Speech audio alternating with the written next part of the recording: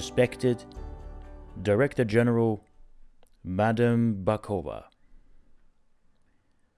President Mr. Wanamithi, ambassadors and delegates, religious leaders and representatives, distinguished guests, ladies and gentlemen, my warmest greetings to you all. This year's UNESCO Peace Conference has been extraordinary. We have paid tribute to His Majesty King Bhumibol Adulyadej of Thailand in remembrance of his remarkable contribution to the sustainable development of humankind. We have listened to the presentation on concepts of the governing principles of ancient China and the experience of practicing the teachings in the canon that transcend time and space. We have discussed the close relationship between multi-faith education and harmony.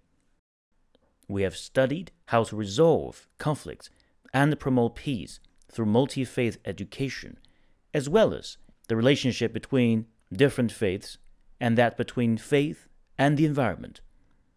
We have performed together a global ancestral remembrance ceremony to pay tribute to the ancestors of all ethnic groups, the first of its kind at UNESCO. We have listened to the report on traditional culture and water crystals, and to the World Fellowship of Buddhist Practical Experience in propagating Buddhist education and promoting world peace. Such a rich and diverse agenda reflects that this year's International Peace Conference has made considerable progress in examining theories and practical experience of promoting world peace. This conference has been particularly fruitful.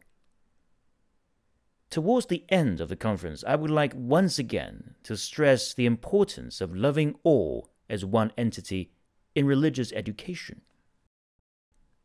Moreover, when implementing religious education, we must place righteousness before self-interest. At the same time, with an understanding of the law of cause and effect, we will be able to fulfill our duties contentedly, without competing with others. Then, I would like to give a few examples of applying religious education so as to prove its feasibility. Loving all as one entity. As I said previously, religion is the principal education, important teaching, and revered transformation for humankind. It is, therefore, an indispensable universal education for humanity. At the core of all faiths in the world is found benevolence, compassion, and universal love for all. The root of benevolence, compassion, and universal love is that we are one entity, just like the organs, limbs, and bones of one's body. When our teeth accidentally bite our tongue, the tongue would not take revenge on the teeth because they belong to one entity. When our left hand is injured, our right hand will naturally caress the left hand without any reason other than they are one entity. Similarly, when we understand that all other beings and we are one entity, our love and compassion is, as a consequence, unconditional, and we will love all beings equally. This is the true mind. When we uncover our true mind, what is embedded in our self-nature, such as purity, equality, enlightenment, and compassion, will manifest naturally.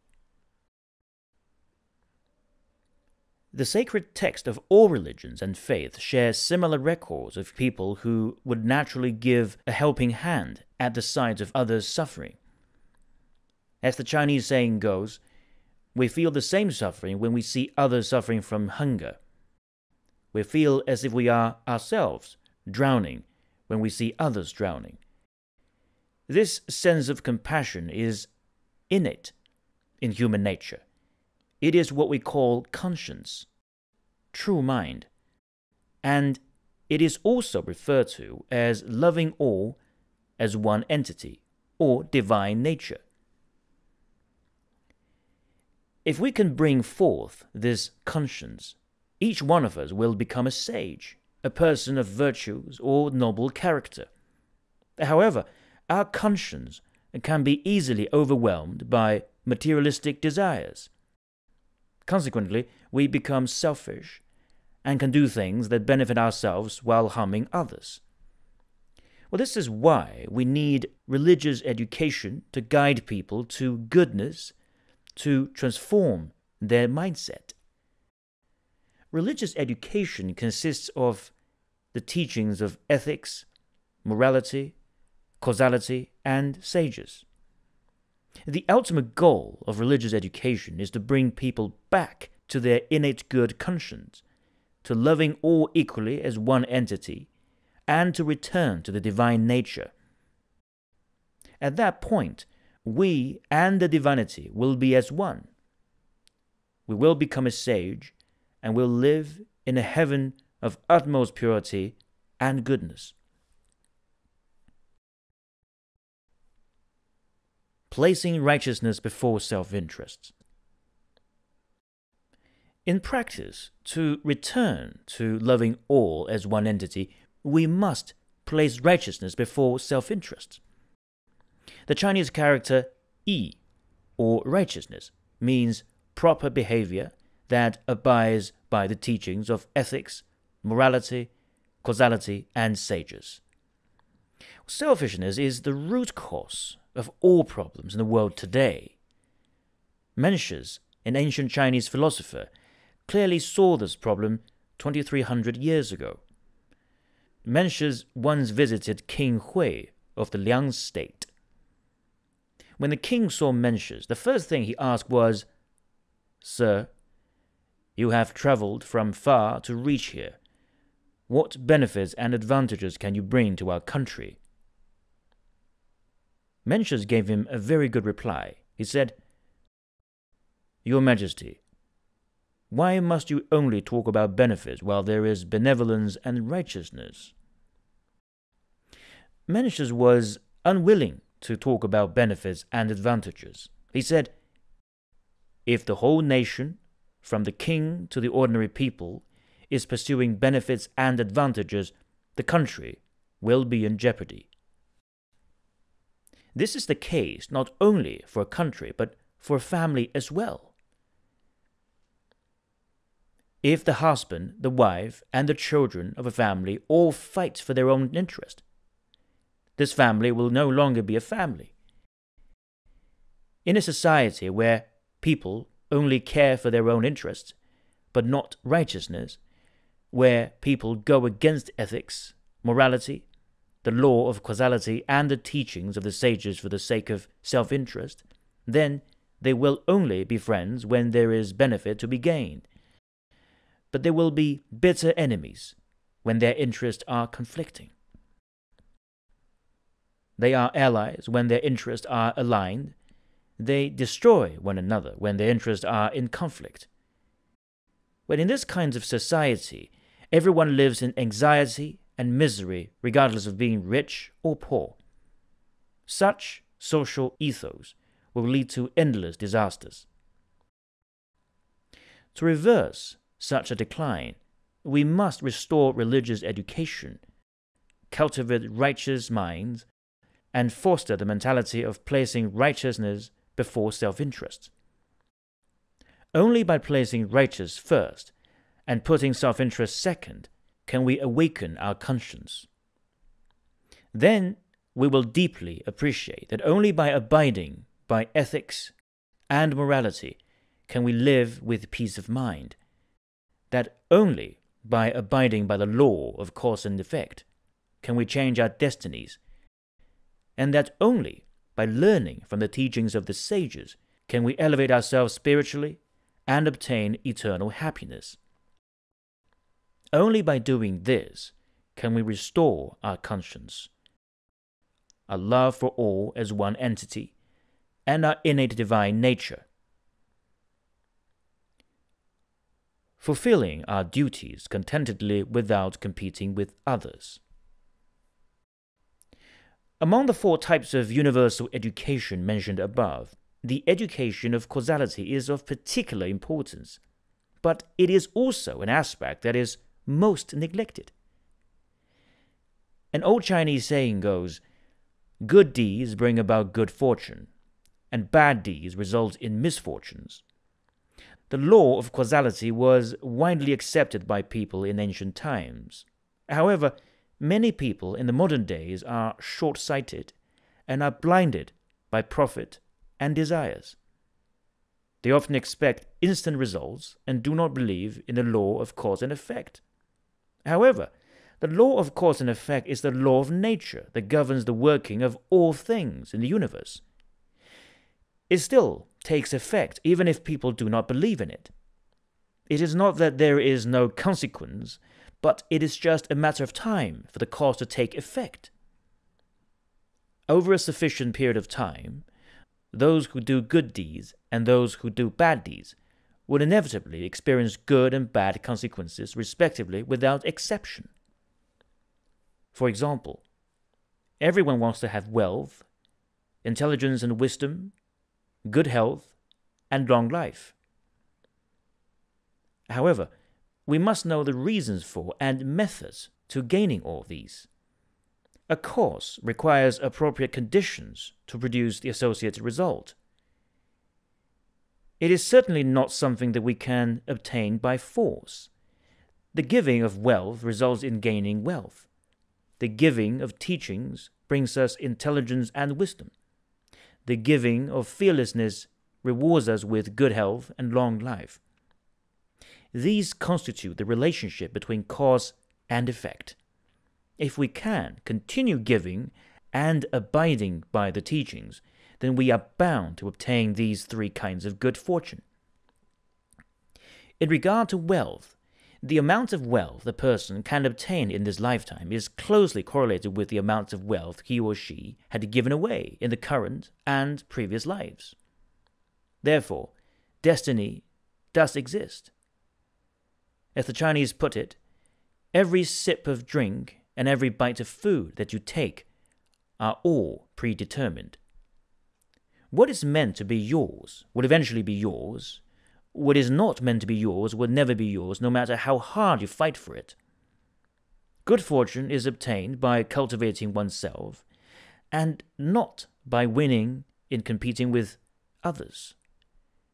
Competitions not only brings us no benefit, but also harms ourselves. Once we understand this principle, our mind will be at peace and we will fulfill our duties contentedly, without wishful thinking. We certainly will not put ourselves in danger and break the laws for the sake of gaining wealth. Although each one of us has our own destiny, it is not fixed. Destiny can be changed. If a person never does good deeds but always does bad deeds, his or her good fortune will soon be exhausted, followed by endless disasters and misfortunes. On the contrary, if a person does his or her best to end all wrongdoings and cultivate good deeds, his or her destiny will improve progressively. He or she will overcome disasters and misfortunes quickly and enjoy long-lasting good fortune.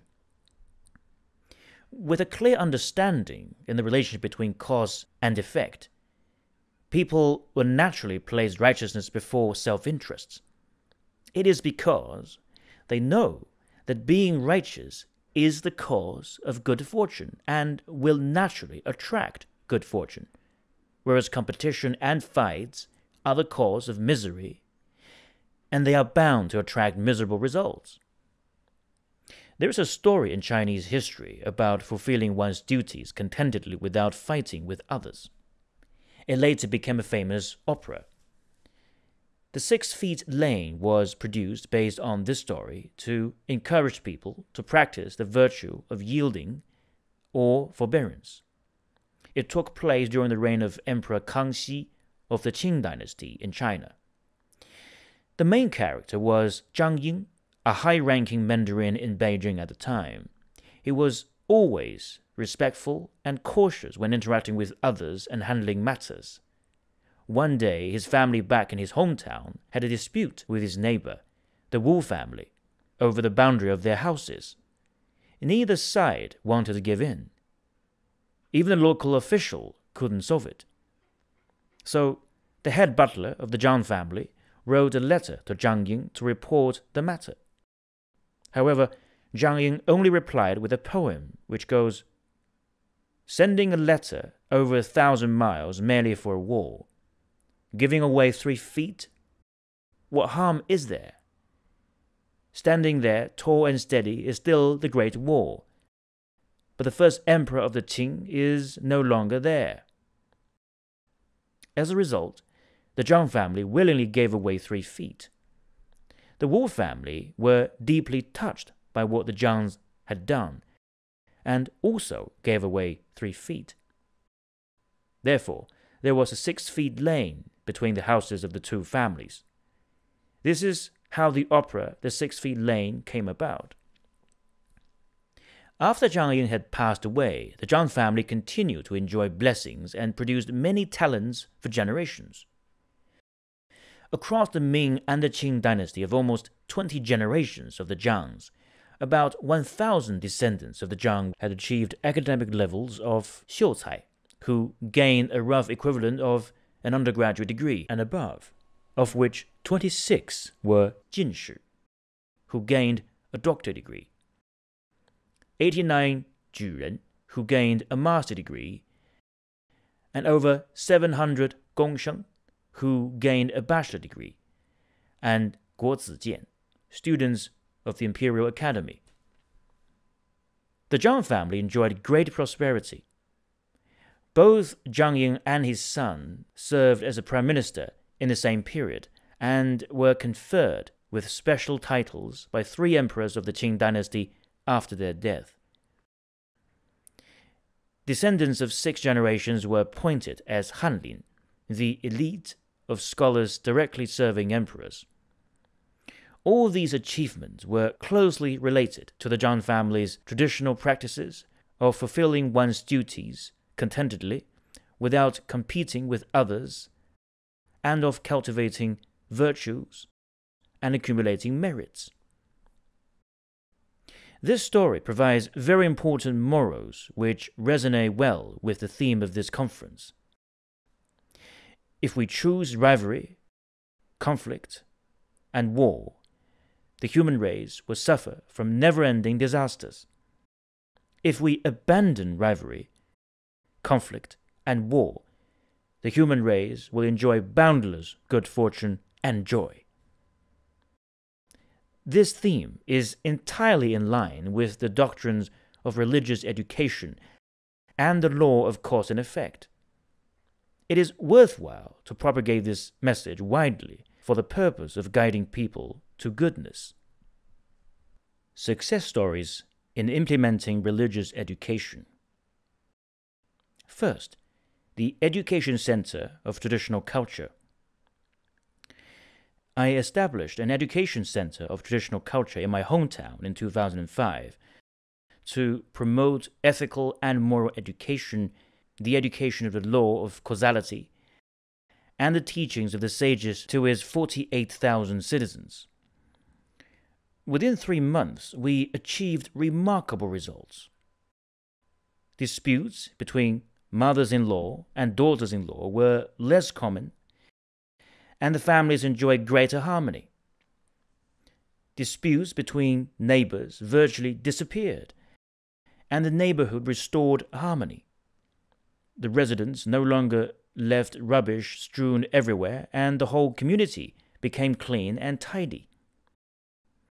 There was less shoplifting reported, and the shops enjoy peace. Divorce rates and crime rates significantly decreased, and the whole town was in harmony and enjoyed an auspicious atmosphere. There was a tourist who visited the town and left his wallet in a taxi. The taxi driver was very honest and handed in the wallet to the local police. After the owner of the wallet retrieved his wallet, he was very delighted and wanted to give the taxi driver a significant amount of money as a gesture of gratitude. But the driver declined the offer and said, "You don't need to give me money. I just did what I should do. If it had occurred previously, I would have taken the money and would not return it. But ever since I learned the teachings of the sages, I understand the principle of being a proper person. I must not take any money that I am not entitled to. So I return the money to you. I am not the only one who would do so, for every taxi driver in our town would do the same." Through this example, we can see that people who have received the universal education will indeed be able to restore their innate good consciences, to place righteousness before self-interests, and to fulfill their duties contentedly without an urge to compete with others. And this is the most auspicious and joyful way of life. The second, moral lecture seminars. A moral lecture seminar takes place over 7 days in a quiet environment so that attendees can put down all their tasks, calm their minds, and concentrate on receiving traditional cultural education in ethics, morality, cause and effect, and the sages' teachings. Such intense study brings about a significant result. In a span of 7 days, the wicked stop committing bad deeds and restore the goodness in them. The violent rediscover their gentle nature. The greedy discard their greed. Those who treat their parents badly learn to love and respect their parents. Those who are on the verge of divorce restored good relationships. Many people achieved a significant positive change to their life values. All of these fully demonstrate that human nature is innately good and that people can be taught to retrieve the goodness in them as long as they have been given the right direction. The importance of religious education is once again affirmed. The third, the happy enterprise. A happy enterprise puts into practice the 4 types of universal education. Its staff members receive education in groups at fixed schedules. A happy enterprise is a company that puts staff happiness and customer satisfaction first, not profit-making. The whole company is like a big, loving family in which the boss is the parent and the staff constitute the family members.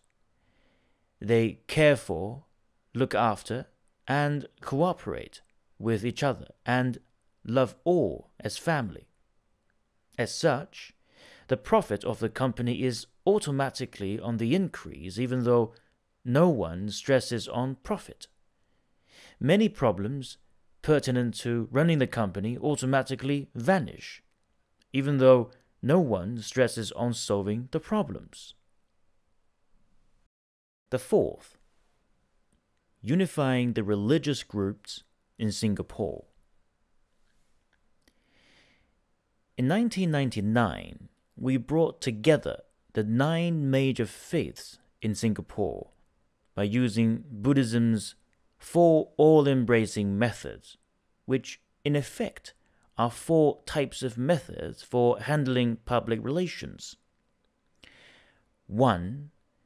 Give unsparingly and foster closer interpersonal relations. 2. Speak kindly, be sincere, and care for and respect each other. 3. Perform good deeds that benefit others. And 4. Promote friendship and cooperation, and work together for a common cause. Followers of the 9 major faiths learn from one another's doctrines, attend one another's major activities, often come together for dialogue, and have truly become one big loving family. The Singaporean government was very pleased with the achievement and gave special praise for it. It had a very positive influence on the social stability in Singapore.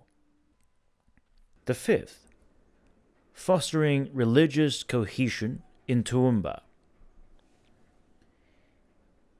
In 2002, I established the Pure Land Learning College Association in Toowoomba, Australia, and started to work on bringing true collaboration among religious groups and ethnic groups.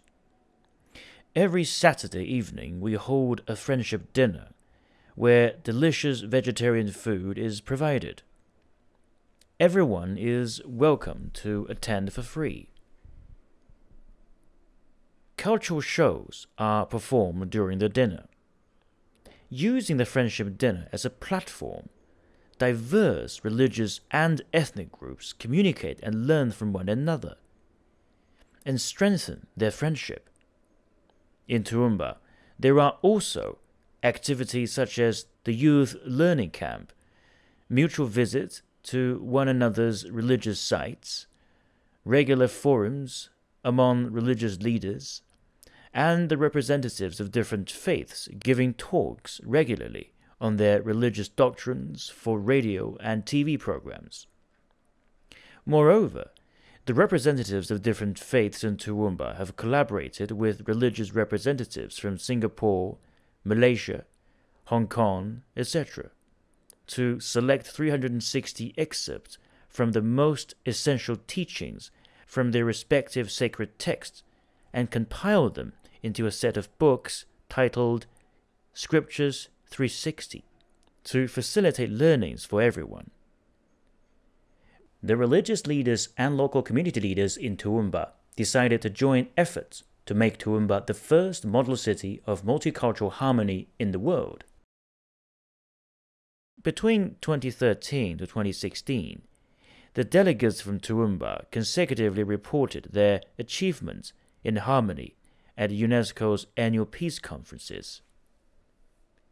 In March this year, the UNESCO ambassadors representing 9 countries visited Toowoomba and were deeply impressed by what they saw in the city. They concluded that Toowoomba has truly put into practice the ideal of harmony and has indeed become a model city of peace and harmony. Conclusion. The famous British historian Dr. Arnold Toynbee once said, "Historically, religion came first, and science grew out of religion. It is my expectation that science never will supersede religion." From his words, we can tell that religious education is indispensable to humankind. I have engaged in bringing together religious groups and promoting religious education for almost 20 years. My experience tells me that religious education can truly solve conflicts and promote stability and peace. The key is that there must be frequent communication among different faiths to gain better understanding of each other and strengthen friendship. Only by doing so can we truly achieve the desired effect. Hence, for many years I have hoped that someone will establish a religious university to train talents for religious education of different faiths, and to provide an opportunity for practitioners of various faiths to study together, to interact and learn from one another. Now, the University of Wales Trinity St. David is prepared to offer a new doctor degree in harmony, which is a program inspired by His Royal Highness the Prince of Wales. I would like to invite the leaders of all faiths to recommend a total of 25 PhD students. In addition to delving deeply in the studies of their own faith, they will also learn from the teachings offered by other faiths. In a few years' time, we hope to establish a religious college and later even expand it to a religious university to train preachers of different faiths. Then the graduates will give talks on classic religious text via the internet and television networks to reach people all over the world. This is a great mission.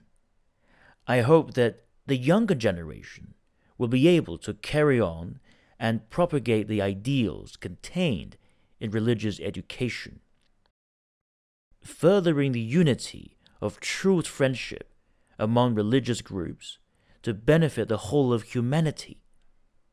This will be the most outstanding contribution that religious education can bring to the world.